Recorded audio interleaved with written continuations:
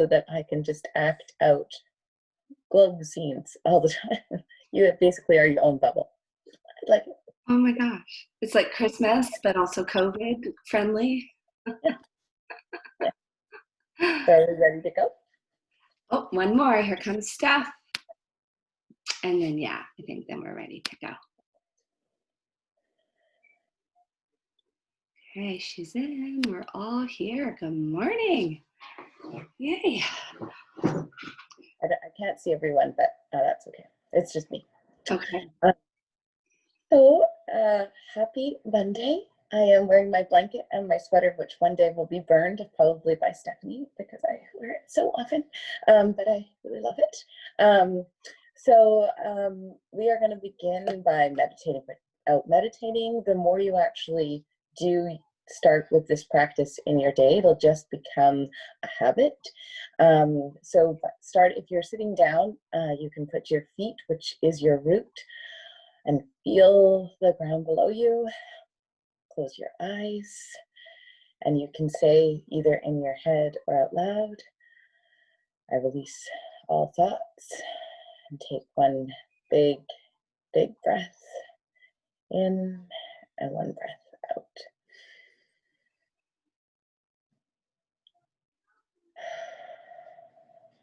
And then begin to think of empty thoughts or empty things.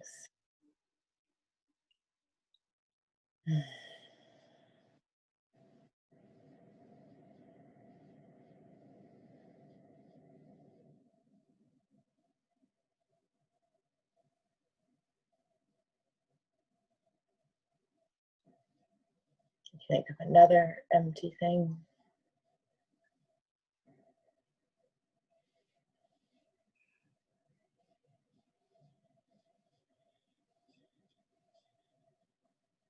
And another.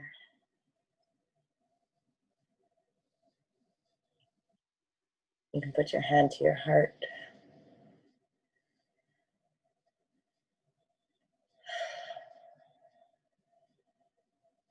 And take one more big, deep breath.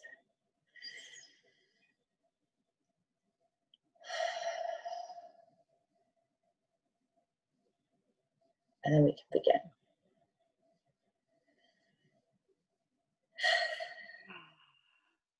And welcome. Good morning. So I know Cindy and I were chatting last night. We're on day 4. And we're throwing a lot of information your way. So you have a lot, right? You've got Zoom calls, you've got movement classes in the Facebook group, you've got intuition chats with Cindy. That's a lot. So I sent an email out last night just reminding you that it's a lot. And to, after tomorrow's our last day, or even tonight, just picking one. What is the one pop that speaks to you? It could even be our opening with meditating without meditating, but picking one of those things and making it a goal to work on, or not work on, but use for a week. And in your emails, you get little cards that explain the pop.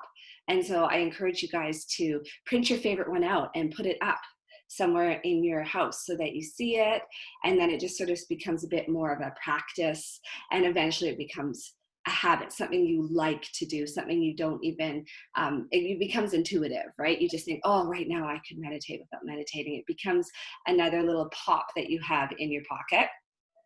So picking one after, we're doing a little one today and tomorrow we'll also recap, but just choose one of those things. Yeah. Perhaps that alongside journaling, if you were to choose those two things and journal the way Cindy's leading us in that will also help you connect with your intuition, and then I think naturally connect to the pops we've shared with you, because as you journal, you know which ones you need, which ones that you need for this season as we go further into December and the holiday season. So we know it's a lot. We know we throw in you a lot, but I wanted to make sure gave you your pops for December. I'm just reflecting on how I really look a little rough right now. It's really looking, it's amazing actually. Today we were going to talk a little bit about purging and how purging in your house actually purges space in your mind. It's a lot even like energy work, how you're clearing clearing space, massage. I'm looking at Aretha, how that can clear space for more positive things to come in.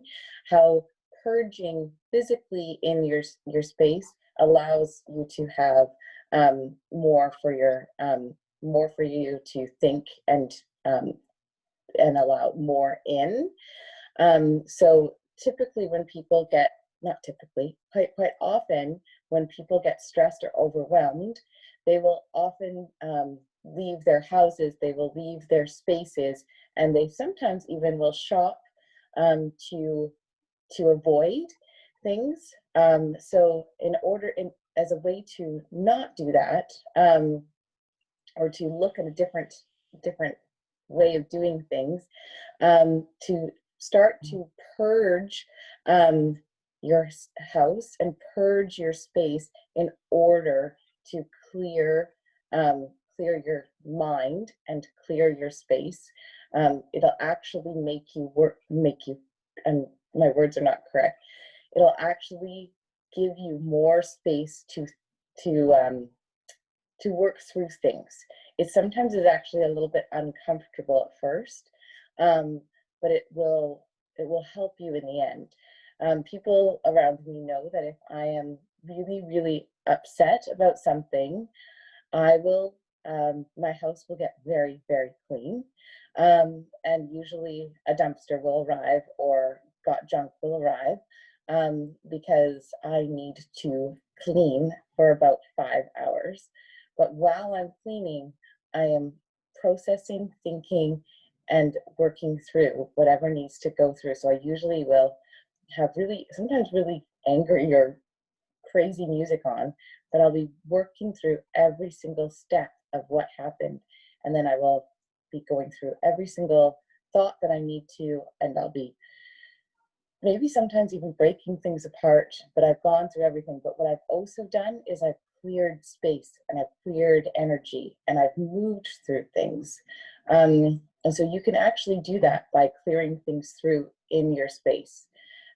So when you go through your house today, you can look at on a smaller scale, because when I do this, I've now done it so much that I can do it on a larger scale. But if you go through your house today, you sometimes only need to do it in one small space. You might only need to do it in a closet. You might only need to do it in one drawer. But by doing one drawer and really organizing one space actually can clear a whole lot of space in your mind, because as you're clearing it, you're really thinking through something. And by organizing, sorting, doing that, you're clearing space for yourself. And then it slowly will become something for you that you like to do. I never used to organize ever, but now I actually will do this over and over and over again in my life, and I organize. Mm-hmm. So that I read somewhere that if it takes 3 minutes, do it and move on. So it's now become something that I think of often, where I'll go, wait, will that take me 3 minutes? And if it's anything that takes me less than 3 minutes, I will typically just do it rather than waiting for it. And sometimes I will just let like a whole day just go and not do anything. And I'm actually okay with that too, if I'm very stressed. But if there's things that just take 3 minutes, I'm like, you know what, that just takes 3 minutes. And then I do it, and I'll do this and do this and do this. And it really does allow less clutter for my mind to build up. So that is my suggestion to think about for everyone. Because we will often allow things to stack until we are so overwhelmed we cannot move forward. Cindy's helped me with this. My family, my family brings in stuff to my house more so than Brad and I do. So they are constantly buying, especially, you guys know, if you have children, there's a lot of stuff in the house. And so for me, I am constantly purging. I actually have a bag behind the bedroom door, and it fills weekly. Like that's how much stuff is coming in. Even during COVID, they're managing to get stuff in. And my family now knows that that bag is for things that don't serve them anymore. And now my kids are even participating, you know, the Kinder Surprise toy that grandma dropped at the front door and all those things that just end up clutter. We now have that practice. The bag's there. When it's full, I get it into the trunk. When the trunk's full, it goes down to Salvation Army or wherever. But that practice alone, just having the physical bag, you know, so that when you're like going in the kitchen, which I did this morning because we had my son's 6th birthday yesterday, and there are things, little things everywhere. I just scooped them, I popped them in the bag, and I'll let him look at it later. But a lot of that probably will just immediately go. And I used to have guilt around that, oh, well, someone just bought it. Like someone just, you know, grandpa just got the little toys from the dollar store for Jack. So we should at least hold on to them for a little bit before giving them away. And I no longer do that. I've given myself, and I'd love to give you permission to release it if it doesn't serve you right away. Step one would be a good conversation with your parents or whoever brought it in first to try and set those boundaries. But Cindy and I worked through that. And my parents don't understand. And this is, you know, my daughter is 9. And those boundaries, they're not hearing the boundaries. So my new way, rather than asking them to be more mindful about what they purchase, I've accepted that that's what they want to do. So if Jack plays with it for a minute or so, he's also quite happy now to release it too. So there's not a lot of guilt in, okay, we played with the car for 10 minutes, it's allowed to leave the house, versus it holding on. It's that there's heaviness in things. So if that car is sitting there that we don't play with and all the little dollar store bits, I feel heavy. I physically feel it in my body. So you're allowed to say that doesn't work in my space, and you are allowed to get rid of it right away. I'm giving you permission. It is your home. It is your space. I needed that permission because there's a lot of guilt associated with it. And the other piece for the hectic homes that we have, I mean, I've got my kids' artwork on the wall. Things are busy. Another thing that I do is I set up intentional spaces. So I have spaces that are my spaces. They can be shared amongst us, but I have a tall dresser in my bedroom. I have a piece of driftwood I found on this beautiful private island with some of my best friends. I have 2, they're candle holders, but they look like they're white with little holes through them. So when you put a candle in it, they glow. And I have my vision board. And my family knows nothing else goes there. That is my spot. So even if you have a hectic home, especially if you have young kids, it's very hard to keep it all clear and you're going to be purging constantly. I have intentional spaces. So I know if I'm feeling overwhelmed, if I'm feeling buzzy, I can go sit in my bed, and intentionally that dresser is there. I can sit in my bed and I can look there. And even when I go to bed, I see that space. So setting up some spaces in your home. We live only on one floor. My sister lives downstairs, so we have a shared home. So we don't have, like, I'm in the kitchen right now. I don't have another room to go away and escape to. So again, some of my spaces aren't constantly there. So some, like my dresser is a permanent space, but I also, like right now I'm at the kitchen counter. I bring things. The lamp behind me, I have eucalyptus plants here. I don't just sit at the kitchen counter amongst the dishes. There are dishes over there, but I intentionally brought in some things. Woo, as I knock other things down, I brought things over here for this call because then it sets an intention and it sets a calm for me. So this won't probably stay here forever because we do have to prep food right here.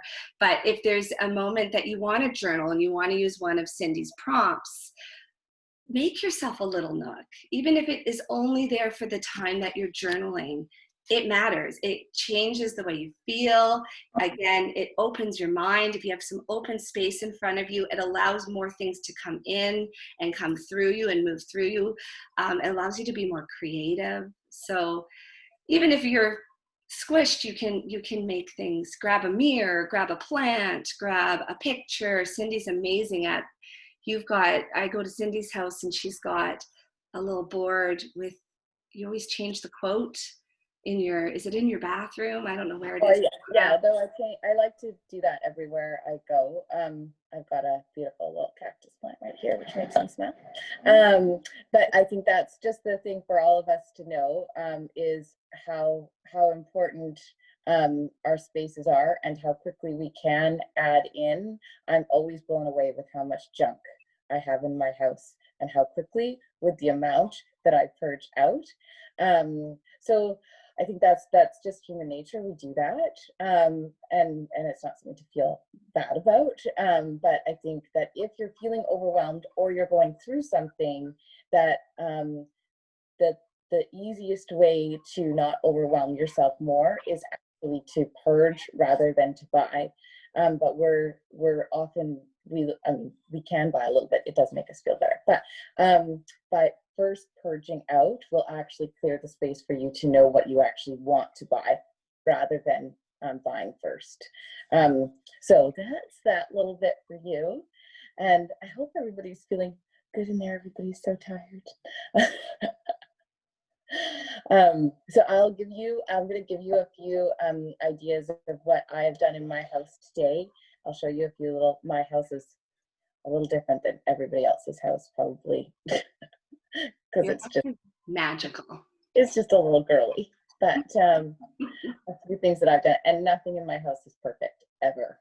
But I can just show you some things. Does anyone have questions or comments? Aretha once had a fort built in one whole room of her house. It was very magical. Yes, she did.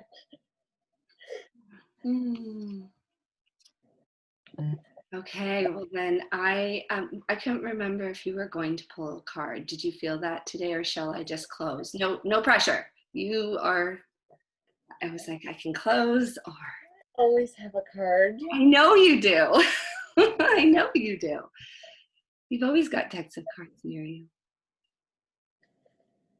I hope everybody's feeling well for the Christmas season coming up. It's going to be a little bit different.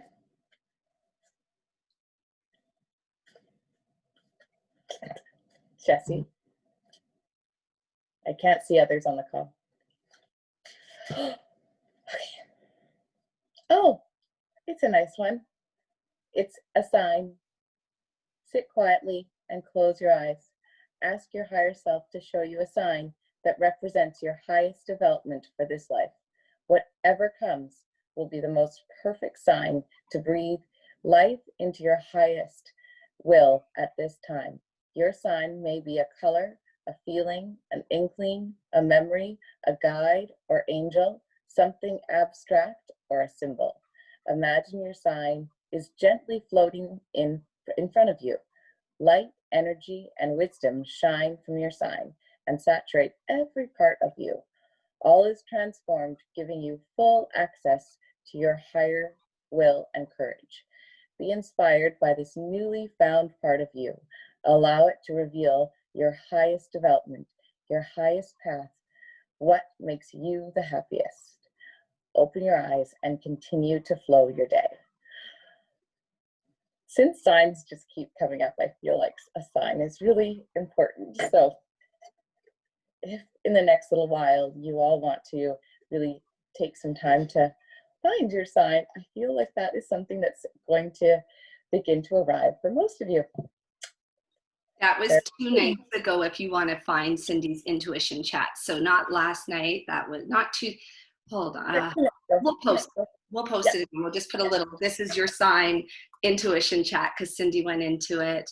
And then I went, after that chat, I opened a book that I was reading on intuition, and literally the first thing was ask for a sign. So yeah, I think that's our pop for this group. We're all gonna work on our signs. Work on your sign. Okay, I'm gonna close out the call with something called Tiger's Claw.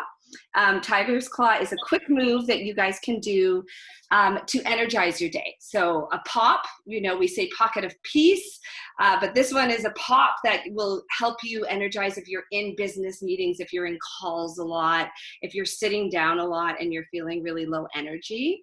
I see a little human, Aretha. Good morning.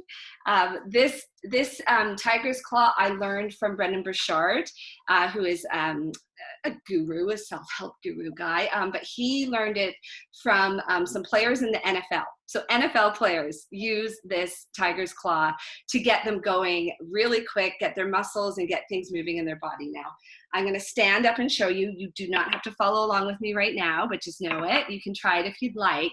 But this is meant to be sometime in the day. Whoop, I lost my light. In the day when you just need a pop of energy. All right. Jack, you want to do Tiger's Claw with us? Okay, so what you need to do, I've got my onesie on here for all ya. You're gonna stand up tall and then stick your butt out. And the idea is that you wanna unengage your quads. So when you're doing this, your quads should be shaking. You don't want them to be activated. So butt out, and I'm gonna use my Tiger Claw, and I'm gonna put them down just above my knees and start shaking. If they're not shaking, I might need to put some weight in my heels to make sure that they're not engaged. And I've just got my claws in my quads. Yep. And I am shaking my quads. That's it.